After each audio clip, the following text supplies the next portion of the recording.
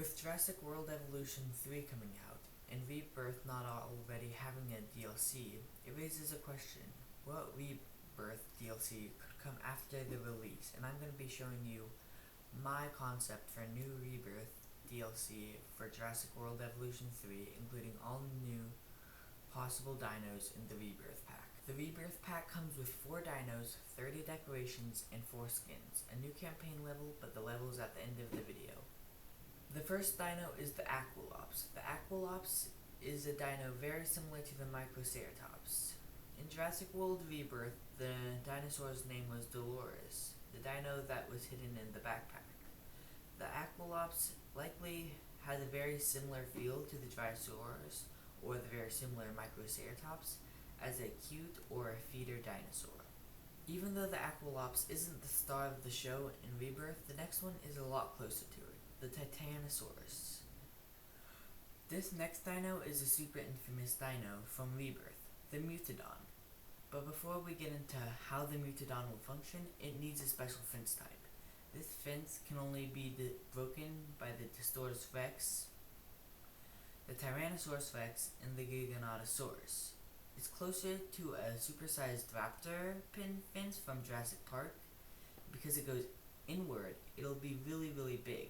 It'll keep the Mutodons from escaping. I couldn't find whether the Mutodons could fly as high as they want, for example pterosaurs, or if they could just glide like a mutated beast would, so I went with the second option. They can't really cohabitate with anything but other Mutodons, and even that can sometimes end up in fights. If they're with raptors, they'll fight each other like in the deleted scene from Jurassic World Rebirth, where they fought the raptors. And with these unique fences, if you don't have them in the fences and just have a wall, the Mutodons will climb up off of the wall and into the rest of the park. The next dinosaur is the D-Rex. This dinosaur in campaign mode will need to be unlocked with a 50% Tyrannosaurus Rex, 50% Titanosaurus, 30% Mosasaurus, 40% Megalodon, 30% Gigantosaurus, and 20% Quetzalcoatlus. Now you can see that none of these genomes are at the 60% completion mark, which results in a mutant. Which is what they did. They replaced the missing T-Rex genome with other dinosaurs. The D-Rex can escape from the large fence type, the new large fence type, but it still has difficulty. For example, a normal raptor trying to escape from a medium fence, or a Tyrannosaurus trying to escape from a normal large fence. Although if it isn't housed, and it's correct fence, and it can do some pretty cool things to some weaker fences. With a normal large fence, it can just destroy it by headbutting it once. With a medium fence, it'll just pick the fence up and toss it away. With a small fence, it'll just walk right through it almost unfazed. There's also new skins, like there are in the Rebirth movie. The 3 last ones are definitely the coolest. The first one is the Mosasaurus. It has a white underside and a different color overside, which makes it look more natural and more like a great white shark.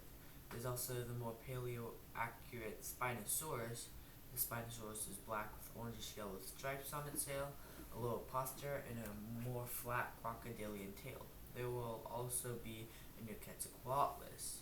This Quetzalcoatlus has a more arrow-like face with a red underwing and a blue overwing.